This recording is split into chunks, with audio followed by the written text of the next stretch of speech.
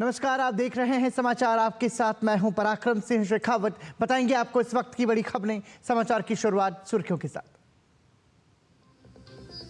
प्रधानमंत्री ने छत्तीसगढ़ के बिलासपुर में 33,700 करोड़ के प्रोजेक्ट का किया लोकार्पण और शिलान्यास। कांग्रेस पर जमकर साधा निशाना, कहा मन मस्तिष्क में बेईमानी हो तो बड़े से बड़े खजाने भी हो जाते हैं खाली।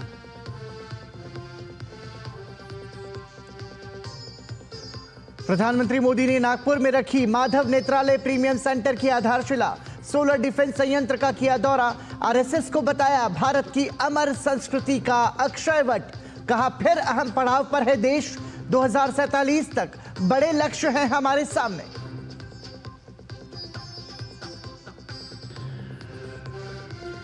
बिहार में गरजे अमित शाह, जंगल राज की दिलाई याद। पटना में अमित शाह की मौजूदगी में एनडीए की बैठक। चुनावी रणनीति पर हुआ मंथन, नीतीश के नेतृत्व पर सहमति।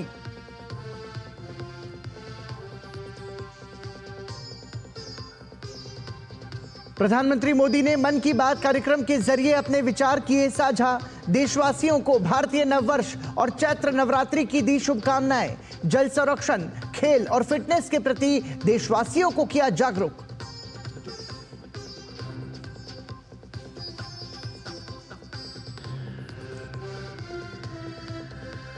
चैत्र नवरात्रि के महापर्व की शुरुआत। पहले दिन मां शैलपुत्री की पूजा के लिए मंदिरों में उमड़ी भीड़। नजर आया ईद का चांद। सोमवार को पूरे देश में मनाई जाएगी ईद।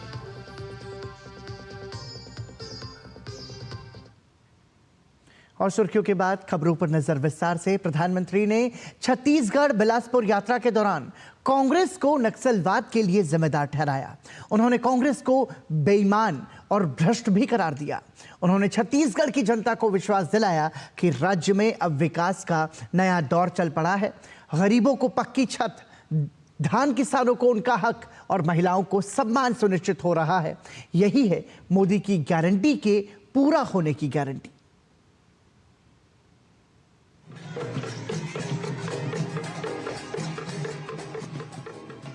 बिलासपुर में मौका था प्रधानमंत्री आवास योजना ग्रामीण के 3 लाख लाभार्थियों के गृह प्रवेश का। प्रधानमंत्री ने खुद लाभार्थियों को घर की चाबियां सौंपी। उन्होंने कहा, गरीबों के लिए पक्की छत के सपने का मोल क्या होता है वे अच्छी तरह से जानते हैं। जबकि कांग्रेस के शासन में लाखों लोगों के सपने फाइलों में गुम होकर रह जाते थे। छत्तीसगढ़ के लाखों परिवारों के पक्के घर का सपना पहले की सरकार ने फाइलों में गुमा दिया था और तब हमने गारंटी दी थी कि ये सपना हमारी सरकार पूरा करेगी।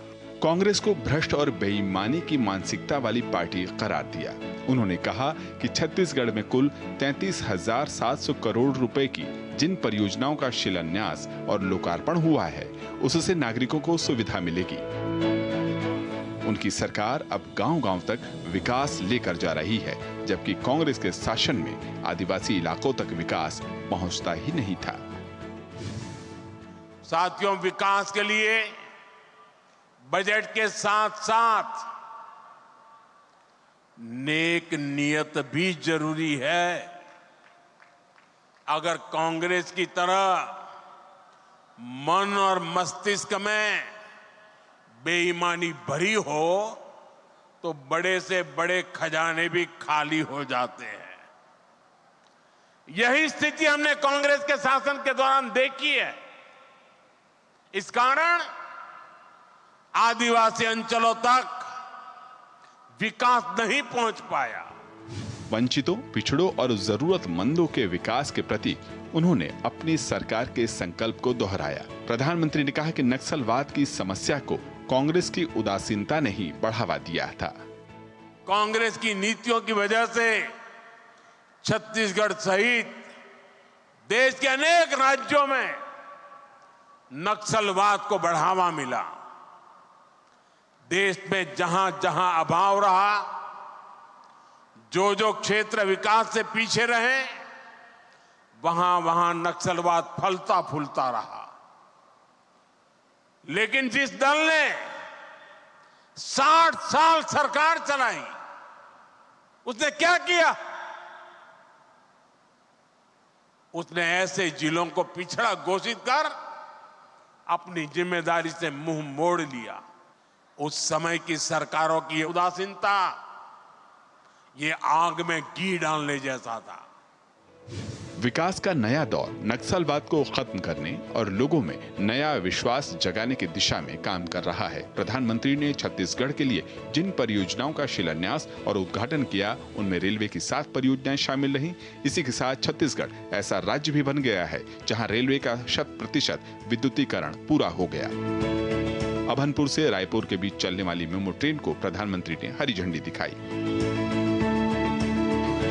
इसके अलावा उन्होंने NH 130D के दोहरीकरण की आधारशिला रखी, जबकि NH 930 और NH 43 के लेन के अपग्रेडेशन को राष्ट्र को समर्पित किया।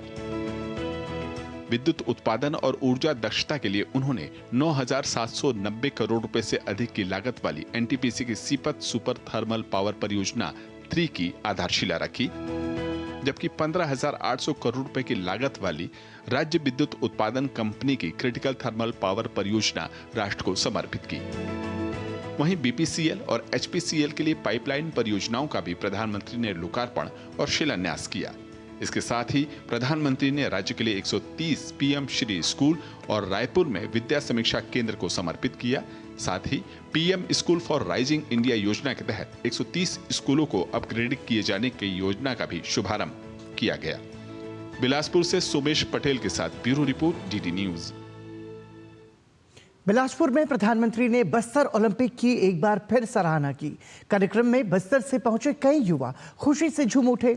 उन्होंने कहा कि पहले कभी नहीं सोचा था कि नक्सल प्रभावित क्षेत्र के युवाओं को अपनी प्रतिभा को दिखाने का ऐसा मंच भी मिलेगा।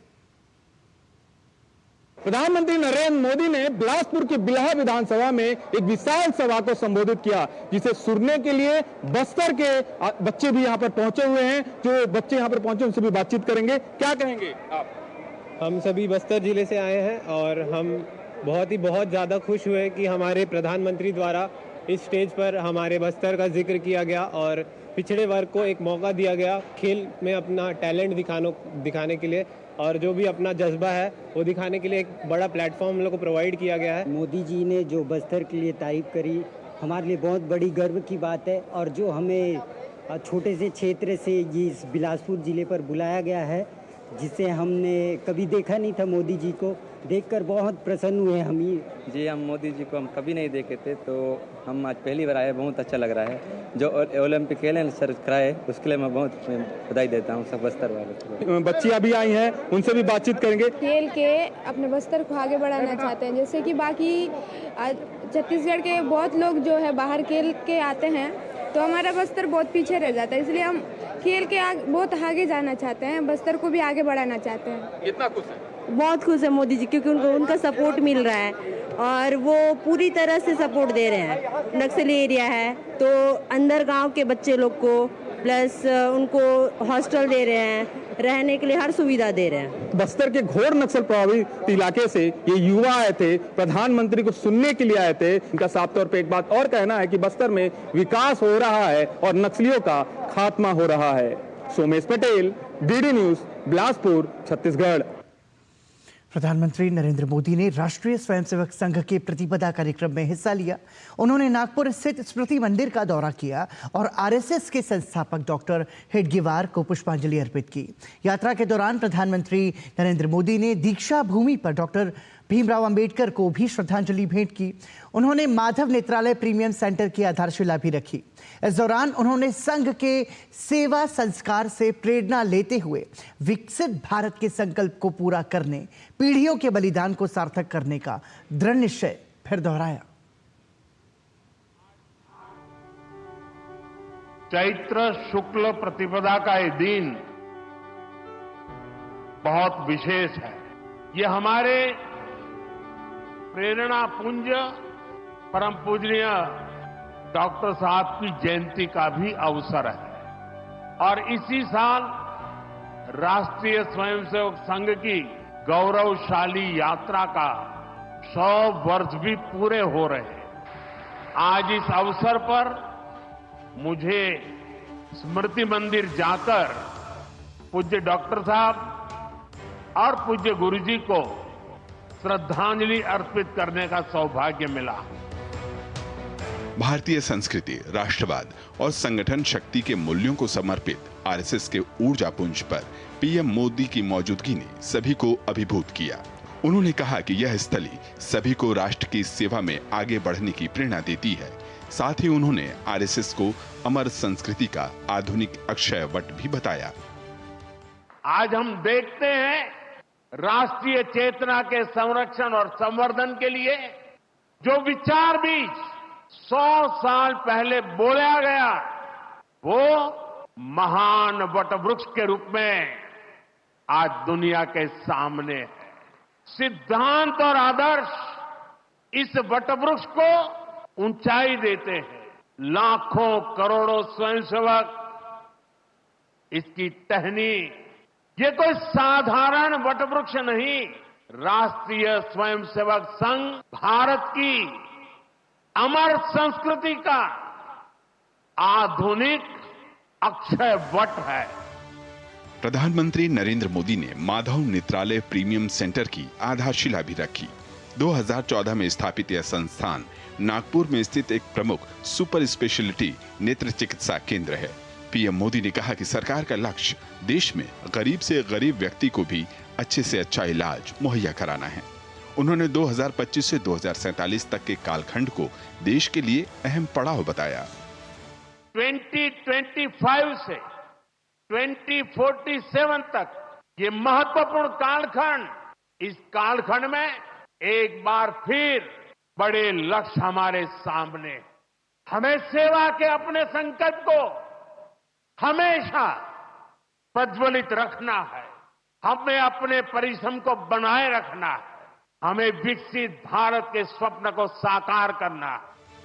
प्रधानमंत्री नरेंद्र मोदी ने दीक्षा भूमि पर संविधान निर्माता डॉक्टर बी.आर. आम्बेडकर को भी श्रद्धांजलि भेंट की। यह डॉक्टर बाबा साहब आम्बेडकर के पंच तीर्थों में से एक है। दीक्षा भूमि लोगों को गरीबों, वंचितों और जरूरतमंदों के लिए समान अधिकार और न्याय की व्यवस्था के साथ आगे बढ़ने के लिए भी प्रेरित करती है। नागपुर के स्थानीय निवासियों ने प्रधानमंत्री का खुलकर अभिवादन किया। प्रधानमंत्री का काफिला जहां से भी गुजरा, वहां पर फूल बरसाकर लोगों ने प्रधानमंत्री का अभिवादन किया। प्रति मंदिर पहुंचकर आद्य सरसंघ चालक और द्वितीय सरसंघ चालक को पुष्पांजलि अर्पित करना, दीक्षा भूमि पहुंचकर श्रद्धांजलि अर्पित करना, माधव नेत्र चिकित्सालय के विस्तारित परिसर से कार्यांजलि अर्पित करना, सोलर डिफेंस सिस्टम के शस्त्रागार का दौरा और मानव रहित विमानों के हवाई पट्टी का लोकार्पण प्रधानमंत्री के दौरे में सबल और सशक्त राष्ट्र निर्माण के सभी आयाम थे। और इन सबके पीछे एक ही ध्येय वाक्य रहा, परम वैभवम नेतुमेत स्वराष्ट्रम, यानी इस राष्ट्र को परम वैभव के शिखर पर स्थापित करें। कैमरा पर्सन सुनील और अपने सहयोगी शिशिर शेलार और योगेश शीतल के साथ अश्विनी कुमार मिश्र, डीडी न्यूज, नागपुर। प्रधानमंत्री नरेंद्र मोदी ने नागपुर में solar defence and aerospace limited की शस्त्रागार सुविधा का दौरा किया। उन्होंने मानव रहित विमानों यूएवी के लिए नवनिर्मित 1250 मीटर लंबी और 25 मीटर चौड़ी हवाई पट्टी का उद्घाटन किया। प्रधानमंत्री नरेंद्र मोदी ने लोइटरिंग म्यूनिशन व अन्य निर्देशित युद्ध सामग्री का परीक्षण करने के लिए लाइव म्यूनिशन और वारहेड परीक्षण सुविधा का उद्घाटन भी किया।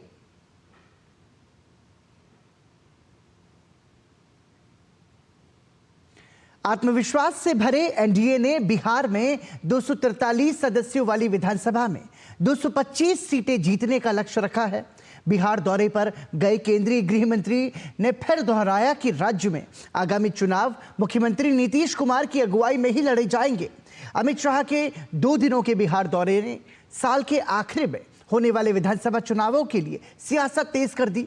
उन्होंने इस दौरान बिहार को न सिर्फ 800 करोड़ से अधिक की विकास योजनाओं की सौगात दी, लोगों को लालू यादव के जंगल राज और कुशासन की याद दिलाकर चुनावी एजेंडा भी सेट कर दिया है।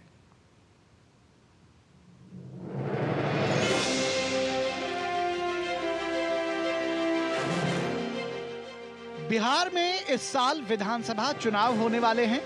इसको लेकर Bharatiya Janata party action mode में है, जिसकी झलक केंद्रीय गृह मंत्री अमित शाह के बिहार दौरे में साफ दिखी। दौरे के दूसरे दिन अमित शाह पटना के बापू सभागार में आयोजित राज्य सहकारिता सम्मेलन में शामिल हुए और सहकारिता विभाग की 823 करोड़ रुपए की परियोजनाओं का उद्घाटन और शिलान्यास किया। लेकिन शाह का फोकस सिर्फ विकास योजनाओं तक नहीं रहा। गोपालगंज की जनसभा में उन्होंने मोदी सरकार की जमकर सराहना की, सरकार की प्रमुख उपलब्धियों का जिक्र किया और वहीं जनता को लालू प्रसाद यादव के कथित कुशासन और जंगल राज की याद दिलाने से भी नहीं चूके। 87 लाख किसानों को हर साल 6,000 रुपया दिया। 3 करोड़ 52 लाख लोगों को हमने 5 लाख तक के स्वास्थ्य की सुविधाएं दी। आरजेडी थी तब क्या था? रंगदारी, जंगल राज, दबंगई, डकैती, गौ माता का चारा भी ये लालू जी खा गए, लालू जी खा गए। केंद्रीय मंत्री अमित शाह के जंगल राज के आरोपों पर आरजेडी चुप्पी साधे है, लेकिन विकास कार्यों को लेकर पार्टी और लालू फैमिली अपना बचाव करती नजर आई। कोई पूछे कि बिहार में क्या है तो फैक्ट्री के नाम पे सिर्फ वो रेलवे की 3 फैक्ट्रियां हैं। जब लालू राबड़ी जी की सरकार थी तो 6 यूनिवर्सिटी उन्होंने देने का काम किया, 7वां यूनिवर्सिटी कोई नहीं है। वहीं सीएम नीतीश कुमार अपनी सरकार के विकास कार्यों को गिनवाने के साथ ये बताना नहीं भूलते कि उनकी विश्वसनीयता पर सवाल न उठाए जाएं। अमित शाह की मौजूदगी में उन्होंने कहा कि पार्टी के ही कुछ लोगों के कहने पर उन्होंने एनडीए छोड़ा था और उन्होंने एक बार फिर ऐसी गलती न करने की बात दोहराई। हमको मुख्यमंत्री कौन बताए? श्रद्धेय अटल बिहारी वाजपेयी जी ने मुझको बनाया था, तो हम कैसे भूल सकते हैं? और एक एक तरह से उन्होंने काम किया, जो कभी बीच में गड़बड़ उन लोग किया, कभी कुछ नहीं। तो हम ही लोगों के पटिया में कुछ लोग इधर उधर कर दिया था। वहीं पटना में सीएम आवास में एनडीए की बैठक हुई, जिसमें घटक दलों के सभी प्रमुख नेता मौजूद रहे। बैठक में ये फिर से दोहराया गया कि नीतीश कुमार की अगुवाई में ही राज्य में चुनाव लड़ा जाएगा। इस बैठक में चुनावी रणनीति और सीट शेयरिंग पर भी चर्चा हुई। साथ ही 243 सदस्यों वाली विधानसभा में 225 सीटें जीतने का महत्वाकांक्षी लक्ष्य भी तय किया गया। अमित शाह के बिहार दौरे से एनडीए की डबल रणनीति साफ नजर आ रही है। पहला, एनडीए सरकार के विकास कार्यों को जनता के बीच ले जाना और दूसरा, आरजेडी और लालू प्रसाद के कुशासन और जंगल राज की जनता को बार बार याद दिलाते रहना। पटना से मधुरेश नारायण के साथ ब्यूरो रिपोर्ट, डीडी न्यूज।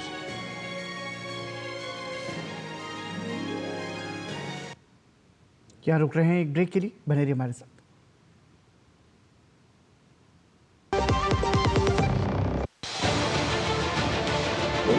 उत्तर से दक्षिण तक, पूर्व से पश्चिम तक, देश हो या दुनिया की खबर है तो पड़ताल जरूरी है। देखिए हमारे साथ मेरे पीछे भारत की सबसे एजेंडा भारत का रहा है और किस तरह से एक नई इस वक्त डीडी न्यूज पर।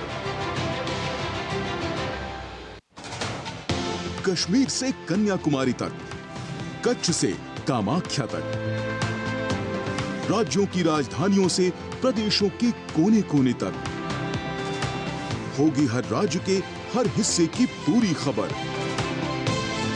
देखिए भारत एट 7 खबर राज्यों की डीडी न्यूज पर।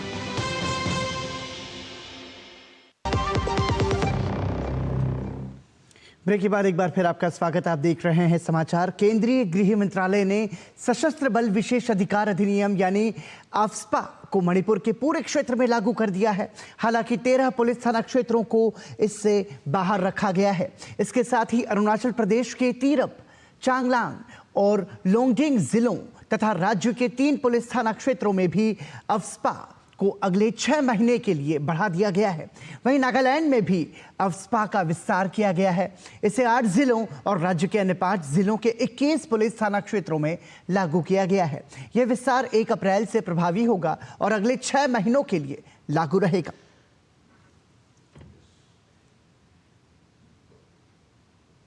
आज से नव संवत्सर की शुरुआत हो गई है। चैत्र नवरात्रि के पहले दिन मां शैलपुत्री की पूजा के लिए देश भर में मंदिरों में भारी भीड़ उमड़ी। नव संवत्सर भारतीय पंचांग के अनुसार नए साल की शुरुआत का प्रतीक है, जो हमारे जीवन में नई उमंगें और खुशियां लेकर आता है।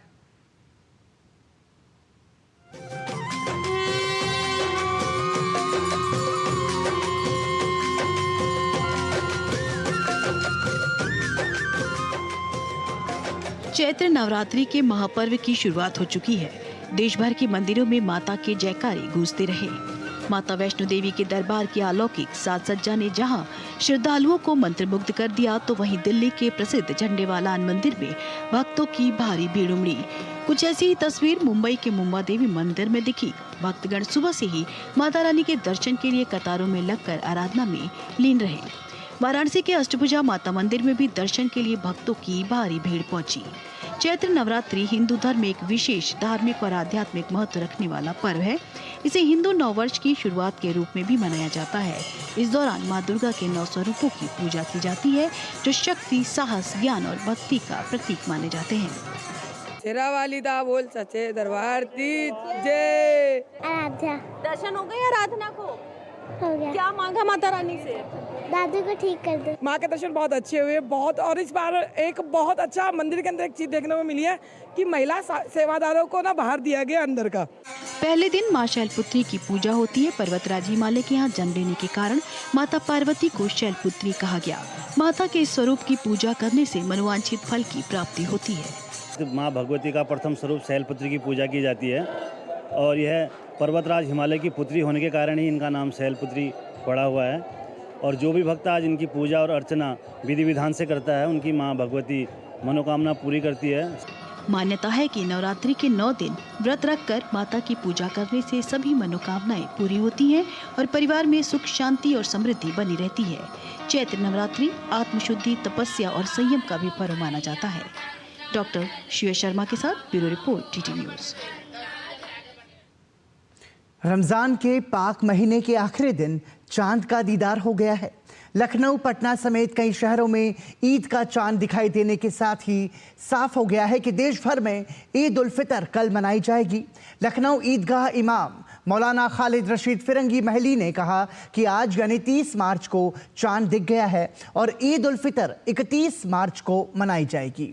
ईद के दिन सुबह मस्जिदों और ईदगाहों में विशेष नमाज अदा की जाएगी। ईद उल फितर का त्यौहार न सिर्फ खाने पीने और नए कपड़े पहनने तक सीमित है, बल्कि ये हमें गरीबों और ज़रूरतमंदों की मदद करने की सीख भी देता है। इसकी वजह से ही ईद की नमाज से पहले सदकाए फितर दान देना ज़रूरी होता है, जिससे गरीब लोग भी ईद मना सकें। मरकजी चांद कमेटी तंग महल लखनऊ की जानिब से ऐलान किया जाता है कि आज 29 रमज़ान मुबारक मुताबिक 30 मार्च 2025 को लखनऊ में ईद उल फितर का चांद नज़र आ गया है।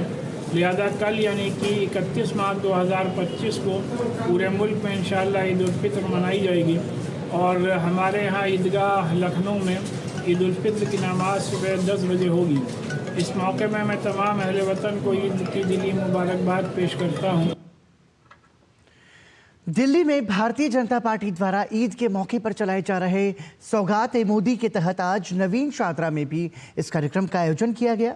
इस दौरान गरीब ज़रूरतमंद मुस्लिमों को सौगात-ए-मोदी किट वितरित की गई।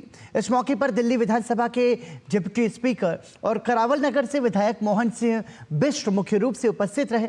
लोगों को संबोधित करते हुए उन्होंने कहा कि देश में गरीब मुस्लिम भी ईद का त्यौहार खुशी से मना सकें, इसकी फिक्र हमारे प्रधानमंत्री नरेंद्र मोदी ने की है।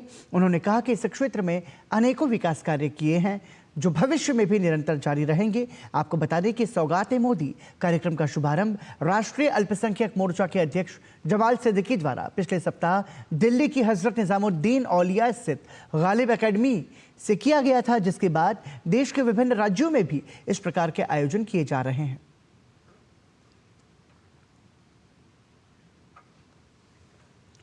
दिल्ली के जयपुर पोलो मैदान में आज खेले गए आदित्य बिरला मेमोरियल पोलो कप के फाइनल में रजनीगंधा अचीवर्स ने जिंदल पैंथर्स को 6-3 से हरा दिया। इस मैच में उपराष्ट्रपति जगदीप धनखड़ मुख्य अतिथि के रूप में मौजूद थे। दोनों टीमों के बीच शानदार मुकाबले को देखने के लिए काफी संख्या में दर्शक भी मौजूद थे। जिंदल पैंथर्स की तरफ से भाजपा सांसद नवीन जिंदल भी खेल रहे थे और उन्होंने अपनी टीम को जिताने की काफी कोशिश की, लेकिन उनका प्रयास काफी नहीं था। बीते कुछ वर्षों में पोलो का खेल काफी लोकप्रिय हो रहा है और युवा इसमें काफी रुचि ले रहे हैं। नवीन जिंदल ने कहा कि अगर भारत 2036 में ओलंपिक खेलों की मेजबानी करेगा तो हो सकता है कि 100 साल बाद पोलो को फिर से ओलंपिक में शामिल किया जाए। चाहता हूं कि 2036 में पोलो दोबारा से ओलंपिक्स में आए, क्योंकि 1936 बर्लिन ओलंपिक्स में पोलो था। तो इसलिए 100 साल के बाद और इन 100 सालों के अंदर चाहे वो हवाई जहाज हो, ट्रांसपोर्टेशन हो, ये सब तो बेहतर हुई हैं। तो आज ये कहना कि क्यों नहीं हो सकता, तो ये आराम से हो सकता है। तो इसके लिए हम प्रयासरत करेंगे और ख़ास करके क्योंकि ख़ास करके पोलो भारत की देन है पूरे विश्व को। तो इसलिए 1936 में ये ओलंपिक्स हुआ था बर्लिन में। अब 100 साल के बाद जब भारत इसको मेज़बानी करेगा, ये बहुत ऐतिहासिक होगा कि अगर उसमें पोलो भी शामिल हो। और इसी के साथ ही समाचार में अभी के लिए इतना ही, लेकिन देश और दुनिया की बाकी बड़ी खबरों के लिए देखते रहिए डीडी न्यूज़। नमस्कार।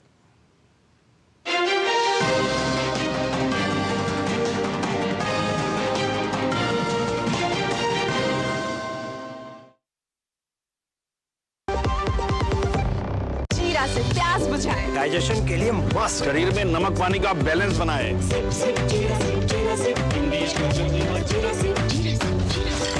जिंदगी की हर छोटी बड़ी जरूरत के लिए आप जो सपने सजाते हैं, बस उसी उम्मीद को तो हम सहारा लगाते हैं। SIP आपकी सेविंग्स को आपकी खातिर काम पर लगाएगी। आज ही अपनी पहली SIP की शुरुआत करें। अधिक जानकारी के लिए अपने वित्तीय सलाहकार से परामर्श करें। LIC म्यूचुअल फंड द्वारा निवेशक शिक्षा की एक पहल। म्यूचुअल फंड निवेश बाजार के जोखिम के अधीन है। योजना से संबंधित सभी दस्तावेजों को ध्यान से पढ़ें। जो लक्ष्य चुना था समझ आने लगा है। GLA यूनिवर्सिटी, उच्च लक्ष्य की निश्चित प्राप्ति।